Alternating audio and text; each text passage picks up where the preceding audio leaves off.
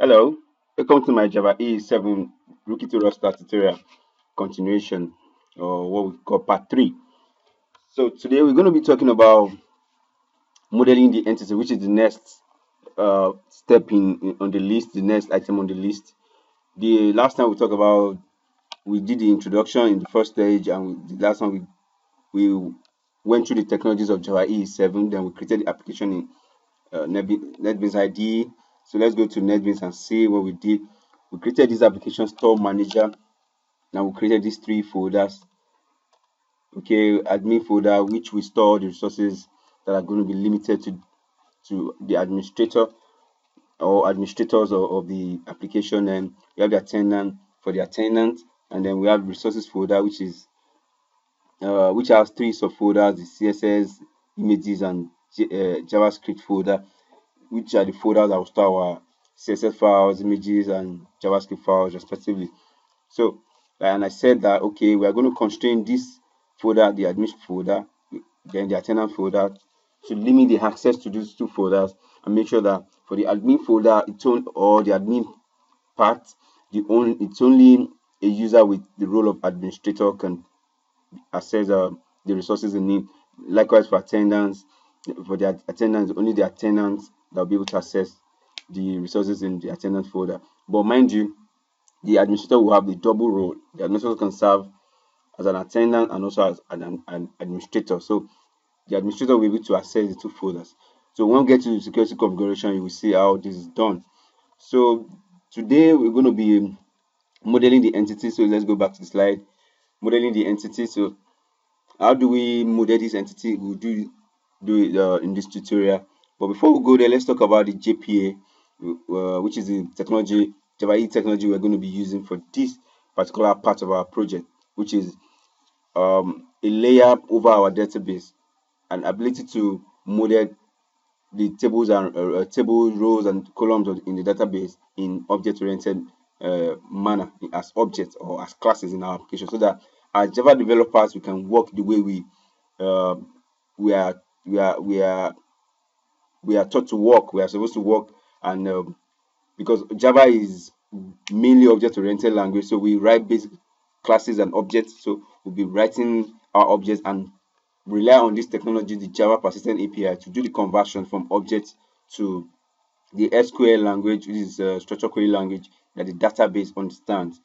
So we will write our object, the JPA implementation, which could be Hibernate or Eclipse link, will help us to convert our object oriented approach to the structured query language that the database understands. So without further ado, let's go back to the NetBeans ID and do the modeling. Now I'll be introducing a productivity tool in form of a plugin in NetBeans. So this tool is called JPA Modeler. If you go to your tools, go to plugins, under the available plugins, you will see available plugins. You will search for JPA Modeler here and then click install. I've already installed it, so you wouldn't see it in my own plugin list anymore. So go to tools, like I said, plugins, under the available plugins, search for JPA Modeler and install it. So let's see what we use JPA Modeler to do. It's basically what we're going to use to model our entities. So I'll click on the project. So let me go to order, then look for persistence, then I'll click on JPA diagram. Okay, so I'm going to call it JPA diagram. Yeah, let me call it JPA diagram. Okay, so it's going to be, so I click finish. Now on this canvas is where we're going to model our entities and their relationships. So let me start by going to the palette. Okay, under the palette, if you cannot find this palette here, when you open the canvas, go to, I think, Windows. Okay, then you'll be able to see, go to ID to, then you see palette here, then you can open the palette. So the first entity I'm going to be creating will be the employee entity. Okay, so I'm going to be modeling the employee entity first. because yes, let's start there. It seems like it's the entry point to our application. So the employee entity, let me drag and drop. So I'll make the name to employee. Okay, then I'll be adding. Just click on this bar. Just click on it to show you this vertical bar. Then click on this to add the ID. So let me call it ID, which is simply employee ID, or say let's say emp ID. Okay, so I'll click on it again and add other attributes to it. Let me add 4 first and see what we have. So I'll put surname, first name, email, email,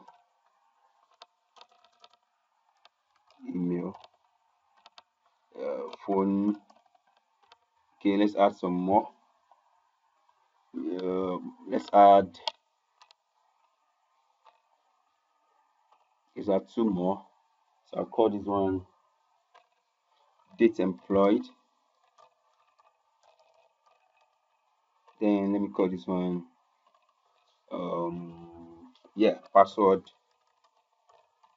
Yeah, because in our security, the employee will be able to log into the system. So we are going to use the email address as the username and password. Yes, and this password field for the password to store the password. Since username email address is unique to each individual, so we're going to use this email address to handle the username. Okay. One more thing we can add to this is the address. Let's add address so that we know the address of the employee. And basically, let's leave it at that. Then let's add another entity, which I think let's start with product. Click on the palette again and drag and drop. Okay, let me move this one to this edge. So let me product, which will have an ID. Okay, product. Let me okay, which will have an ID called product ID or simply ID. Okay, let's click on it again. You have, let me add 2 more, 3 more or so. So product will have a name. Let me say product name. Okay, description. Okay, then let's say stock level. Stock level. Then we have which other group can we have? Okay, let's say current price. The reason why I'm having current price is because instead of price, I'm calling current price instead of price is because the price of the product can be changed. So when we get to sales, you will say that if we call it price and we model it to sales and the price has changed, our um, record might not be accurate anymore. So don't worry, when we get to sales, I will explain what I mean by this part. Okay, so then a product is going to have category. So let's model another object called category. Okay, category. And I want you to notice something here. We have employee, we have product, we have category. It is very right to model.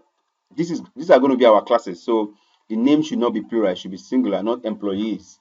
Like I've seen a lot of people modeling tables and writing in plural because they feel, okay, since I'm going to be storing employees there, so I'm calling employee.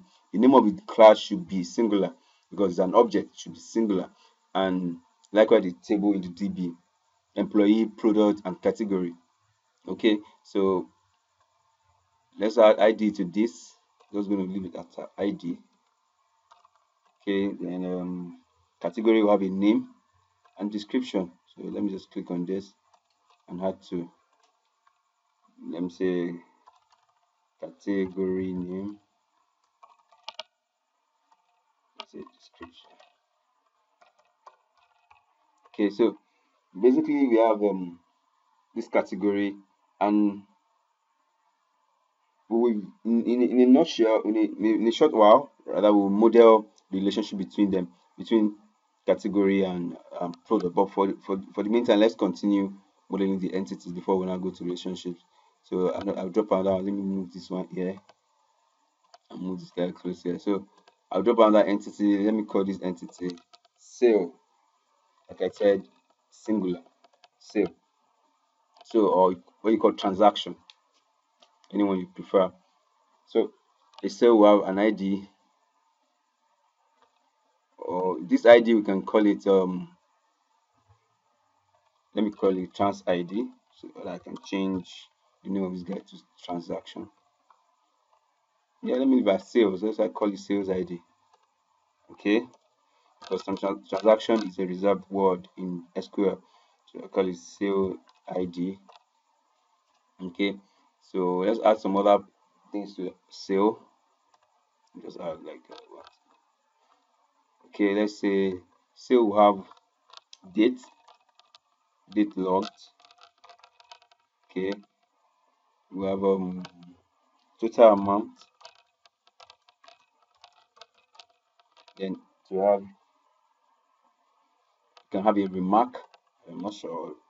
Yeah, let's put it remark, something, those additional field to be able to write something about a sale. Then okay, basically these three items.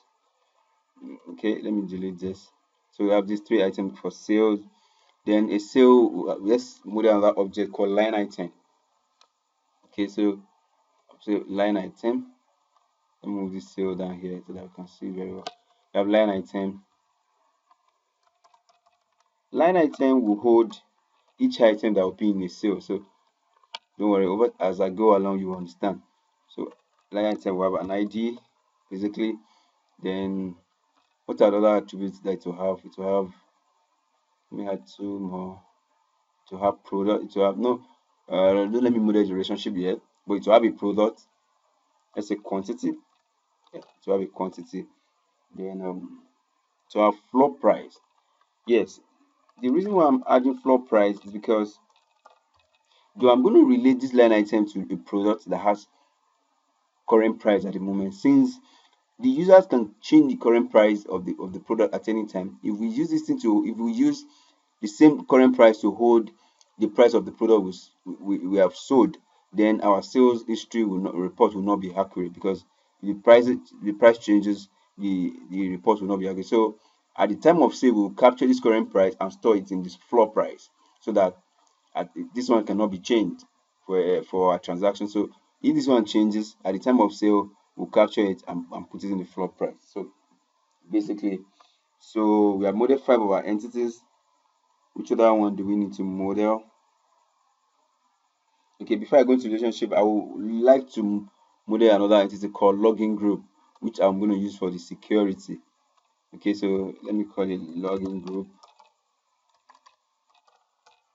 Okay, so I'll have ID.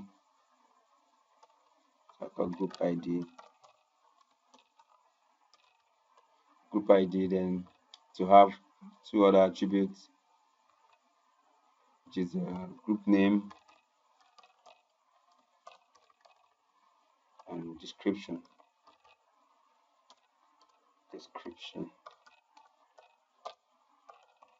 Okay, so now we have these 6 entities. Let's just limit our models to this, and mind you, it could change along the line, because when you are doing analysis, a lot of things will change as you work on the project. You discover things you need to add and some things you need to subtract. So let's model the relationship now. Let's start with product and category. A product can belong to many categories, and a category can have many products in it. So we'll model this relationship and say product. When we click on the project, see the relationships there. So there can be many to many relationship between product and category. So I'm going to click on this and select many to many bidirectional and link these two guys together. Sorry,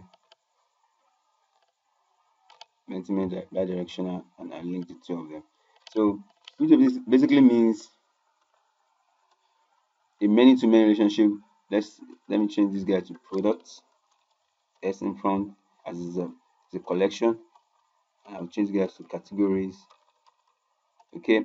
So if we right click on this product and go to properties, we will see that the properties of the field is in collection. It's a collection object, so which we can see better here. So it's a collection object. So a category can have many products. Likewise, if we right click on this, we will see that this one is also a collection object. Okay. So now when we model this into database, what will happen is there will be a joining table that will join the category and the product ID. So that table will most likely be called product category or category product. So the table will join this, will model this relationship for us. Then another thing to model is let's model sales and line item. Okay, a line item can be is a sale can have many line items, and but a line item can have only one sale. So let's click on sales and go to no, because it's a line item that is the owner of the relationship. Let's click on line item and say um, a bi-directional. Okay, let's use unidirectional one to many relationship. So or let's use bi-directional so that we can a sale can be able to refer to the line item and line item can refer to sales. So let me use bi-directional. I'll delete this. Okay, then I'll say click on it and say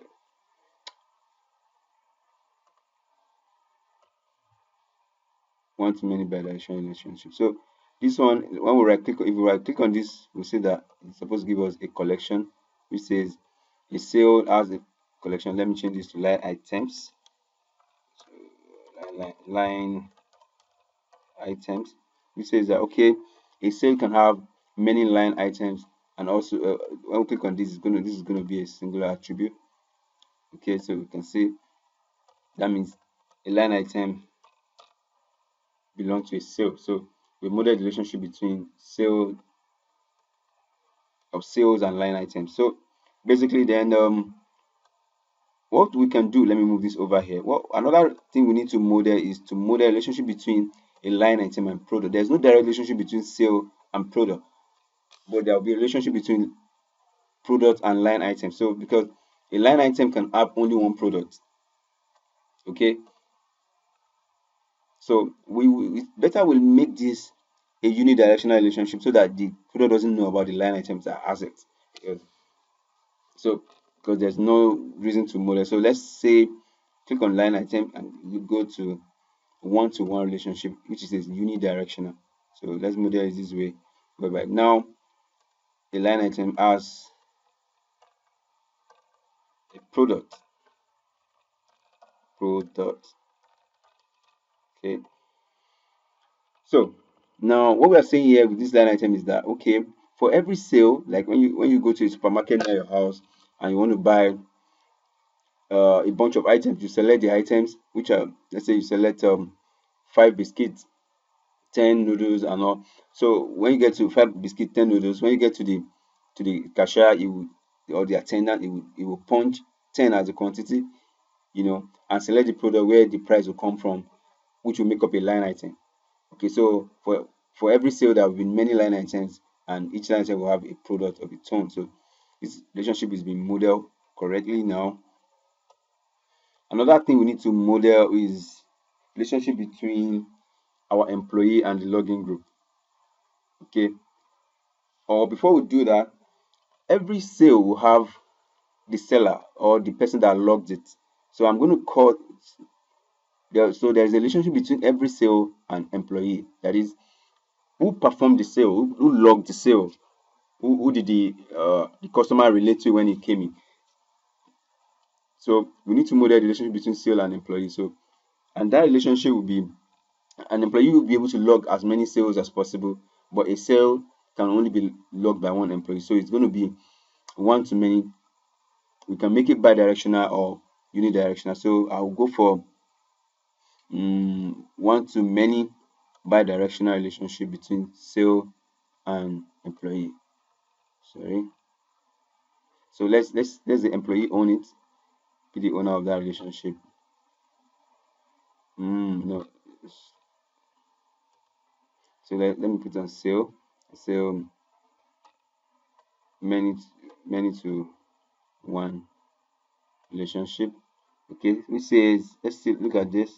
I say the property order has been modeled correctly. You have a collection, so that means an employee can have as many sales as possible. So I'll call it sales. Then I would like to change this one to logged by, which tells who logged the sale, which is who logged the sale. So there's a relationship between employee and sales. So under sales, there's somebody that logged the sale, which I call logged by. The sale was logged by and logged at this date. So basically, this is what we have under the relationship between sales and the employee. So now the next one to model now, let me space this out so that we can see. The next thing to model now is the relationship between the login group and and the employee. So now login group means that okay, in when we are doing our security, we'll be able to say this any employee that belongs to this group, which we are going to map to roles in Java EE, will be able to log into this particular thing. So the relation between login group and the employee will be bidirectional, many to many. You will understand as we go along. So let me click on the employee and select many to many bidirectional relationship between employee and the login group. Like I said in the other time, this relationship will model another table, which should be a table of relationship between these two guys. So let's see what we have here. Okay, so I'll say login groups, and this guy belong that the employee will belong to. When we check the property, we see that the collection. Okay, then when we click on this one too, we see that it's also a collection over here. So we call this one employees. It means list of employees that will belong to that login group. Yeah, with that, I think we have come to the end of the modeling now. Now, although this thing has helped us to model and we can also use it to generate our entities, I will not be using it to generate our entities. I will manually write the code to generate the entities for this project, so that you will see the way I model. I'll be able to show you some things that I would like you to see as I write the code uh, one after the other. So we have modeled the entity like we have here. The next thing is to convert this model, this pictorial view into classes. We need to convert it to classes and see and model the relationship also in the classes. So let's leave this one here. We save. We can go to our project and create the entities one by one. So let me start with the employee entity. So I'll look for Java entity class. So call employee. Okay, then I'll create a packet. Let me say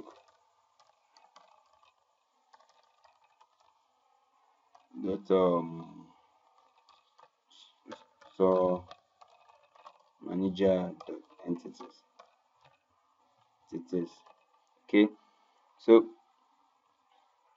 yeah, we are creating the persistent unit along with this entity, and we'll call the persistent unit store manager. Don't worry if you don't understand what persistent unit is. I will explain under the data source creation, which is the next item on our list. But for now, just go along with me. So we are setting the table generation strategy to create. So I would like to send it to none, so that when we it will not create. I will explain this part later on when we then the data source field I'd like to leave it empty. I'll also explain it during the data source creation and during the connection pool and data source creation for Glassfish and Wi-Fi 8.2. So click finish to generate our entities. So we are going to create all these entities, all the classes that will reflect each of the database table we are going to be working with. So we have the employee. So let me create other classes before we continue. So I'll create category. Okay,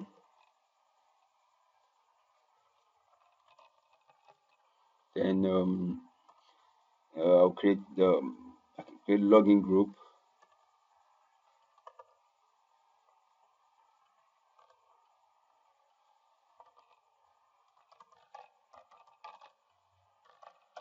Okay, and the next one is sale. Okay, then let me check. Like next one is product and line item.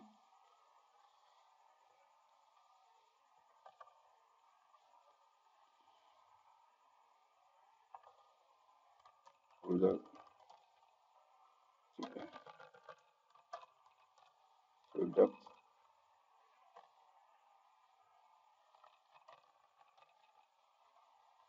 and line item.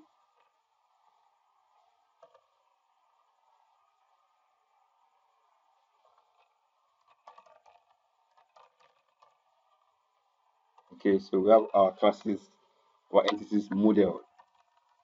Now we will need what we need to do now is to just put to make sure we had all these um, columns here. They are going to be columns in the DB, but there will be fields in our entity classes. So let's start with the employee and add it to. Like, as you can notice here, I have the ID already created for me, and the generation strategy is auto. Now let me take a little time to explain what an entity class is. An entity class is just a pojo, like a plain old Java object that is annotated with a entity annotation up here and must have an ID. So basically, there are some other criteria to be an entity, but I just want to limit it to that. I don't want to dwell on theories in this project. Let's just go with practical. Just learn some things here. Over time, you will understand some other things later. So what makes a class an entity is to have this annotation called entity and must have an ID. This annotated ID on one of the fields. So let's move on. Create other fields here. So I'm creating surname,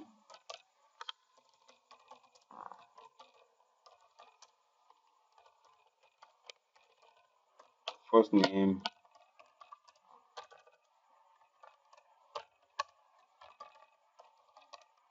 email,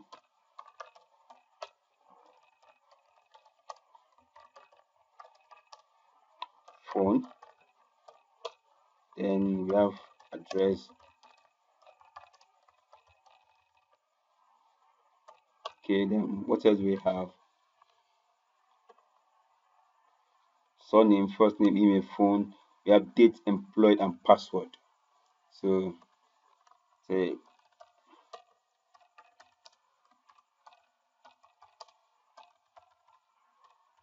password, then we have date, employed. So we need to import this date employed util. Make sure you import Java util date. Okay, util date, not SQL date. So now let's add the annotation for this temporal annotation. Okay, which is of type date. Now we have this field already created. For us to, we need to generate the getter and setter for this field. So I'll come here and right click here, go to insert code and go to getter and setter. So I'll select all and click generate. This will generate all the getter and setter, the getter and setter for all my fields here. You can see. Okay. So same thing I'm going to do for all the classes or the entity classes. For category, we have just the ID, category name, and description. Now, you notice here that I did not specify the data type on any of them. I intentionally left it out. Most of them, all of them are created as strings. But when we get to our code, we'll specify the data type, like date. Like under this date employed, it has to be a date object. We specify that string here, so we'll leave it there. When we get to the code, we'll specify the right data type like we did here for the date employed, specify that date. So category has a category name and description. So category name,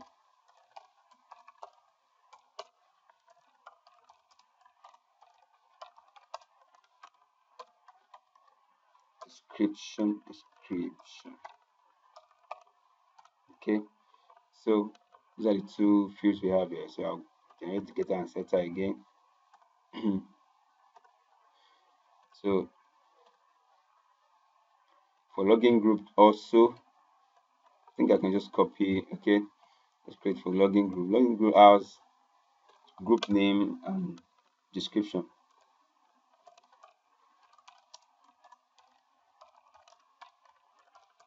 Group name,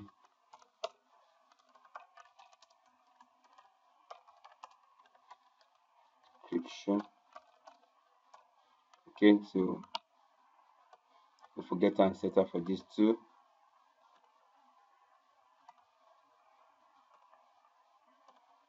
So we have the getter and setter created. Then let's go to sale.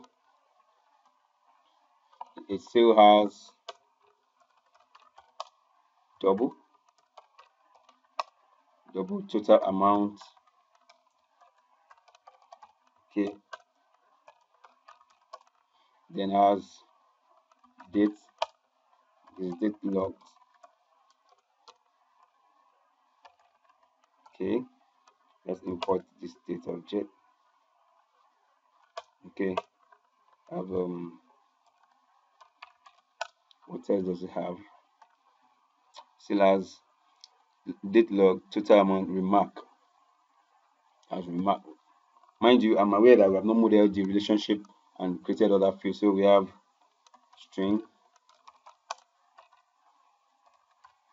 remark. Okay, so let's add the temporal annotation to this.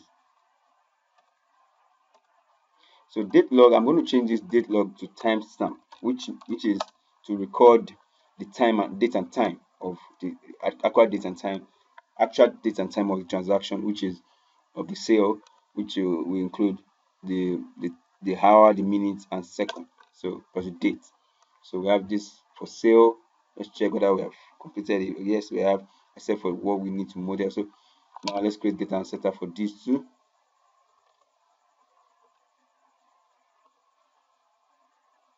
Okay, so our data and setup created for sale. Next one is product. So let's check our diagram. We have product that has product name, description, stock level, and current price. So under product,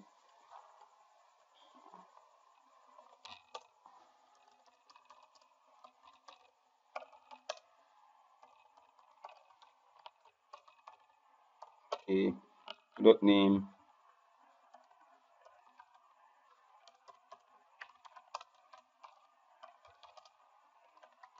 description. Then we have private, the integer, stock level, which tells us how many products do we have in the database, and we have current price,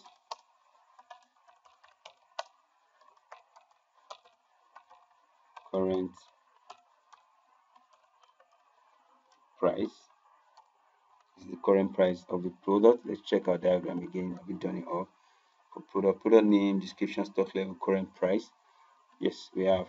So we can insert the getter and setter here also. Okay, so the last one, which is the line item. Let's check our diagram. For line item, we have quantity, floor price. The rest will be modeled under the relationship. So let's add this thing to it. We have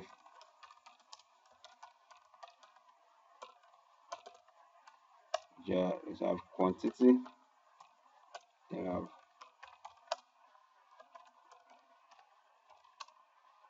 floor price. If you're writing your own code, you might not use this name of the variables I'm using. You might choose to use the other one. So it's okay, it's acceptable. I just chose this one. So let's insert getter and setter. Now we need to model the relationship like we have done here in the code. So let's model the relationship in the code. Let's start with the employee. In the diagram here, the employee has relationship with sales and login group. And for sales, he has many to many relationship with sales. And for login group, the same thing, many to many relationship with that. Sorry, for sales, it has one to many relationship with sales and many to many relationship with login group. So let's start with uh, employee. We have private. I'm going to use a list of sale object, call it sales. Okay, so let me import list. Okay, then I'm going to have private list of login group, say login groups. Okay, so now it's going to prompt us with this yellow underline that we should specify the relationship. If we don't specify, there's a default for all relationships, but we want to specify the relationship we want. So for sale, we are going to have one bidirectional one to many relationship. So let's watch what is going to happen. I'm going to select this middle one, bidirectional one to many relationship. That is, I want the sale to know about the employee that logged it and the employee to be able to pull out the list of sales. So I'll click this. It's prompting me to create a new field because there's no employee on the sales side. So I'll create a new field. So maybe I will create a new tutorial to explain all these annotations to you. If you want me to, please write a comment and let me know.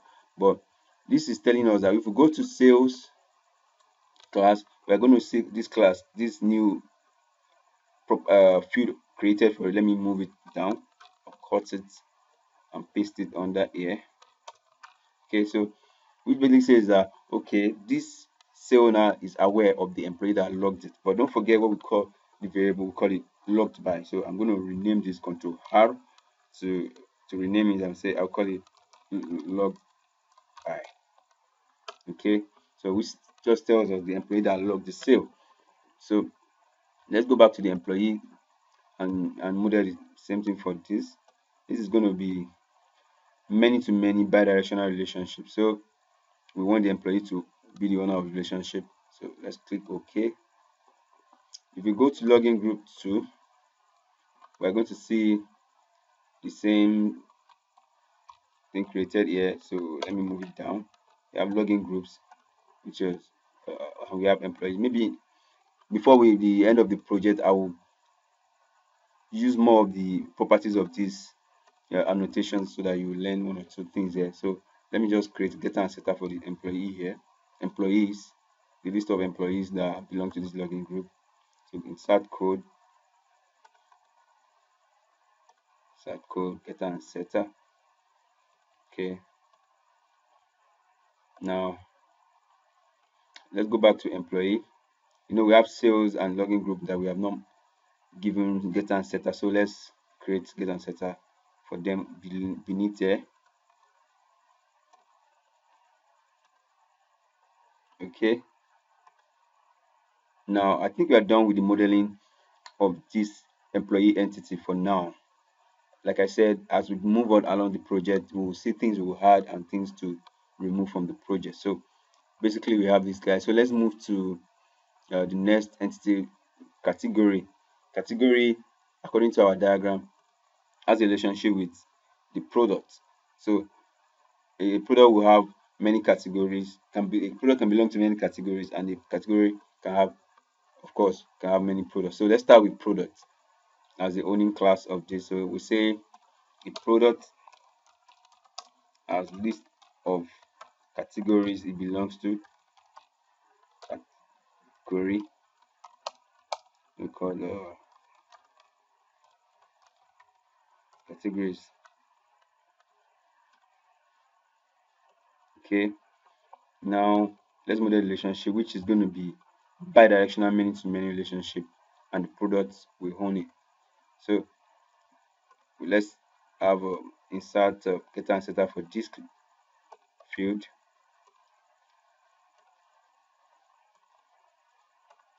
Okay, so now if we go to categories, we'll see that we now have the same way we had it in under employee and sales. So we have product under category, which points to the products that belong to that category.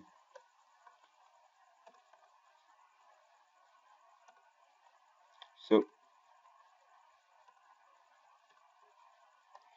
basically we have a model product. Let's see another relationship that the category has, just only one. So product has relationship with categories and line items. So then sales has another relationship with line items. So let's go to sales next and model the relationship between sales and line items. So a sale typically will have many line items or one or more.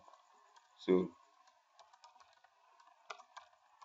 item, we call line items. Okay, so import this guy with C list, and let's model the relationship between, like we said, we can make it bi-directional one to many, so that yes, so that we can make the line item keep the ownership of the of the relationship. So let's insert getter and setter here.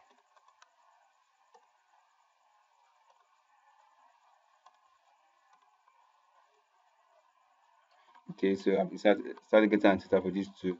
I'll go to line item. We'll see that mm, I think we should make it bi-directional to sales, so that line items can be aware of that relationship. So let me delete this and we create the relationship bi-directional one to many. So where the product, okay, yeah, the only side will be the line item. We'll get to line item now. We'll see that, okay, we're still not aware of the relationship.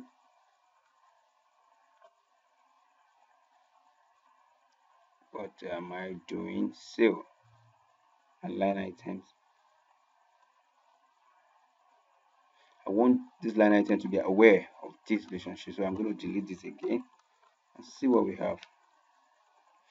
Okay, once I'm satisfied, bi-directional one to many. Okay, hey, okay, now I have it here, mapped by sales. So when I go to line item, I should see a reflection. Yes, now this is what I want, the reflection of sale here. So I can create a getter and setter.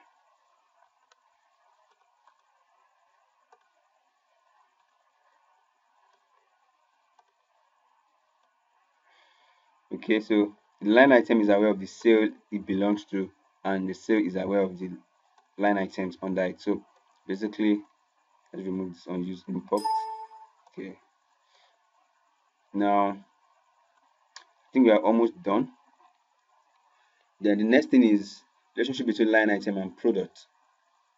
This relationship, let's model it in under product. Okay, so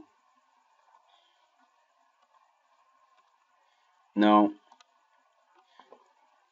product is supposed to be agnostic of the line item it belongs to. So let's leave product, let's go and model it under line item, which is going to be a one-to-one unidirectional relationship here.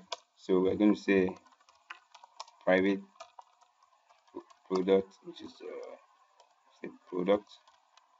Okay, now in modeling the relationship is going to be one-to-one unidirectional. It's unidirectional one-to-one. So the product is not aware of any line item pointing to it, but a line item is aware of the product it points to. So let's insert get and setter.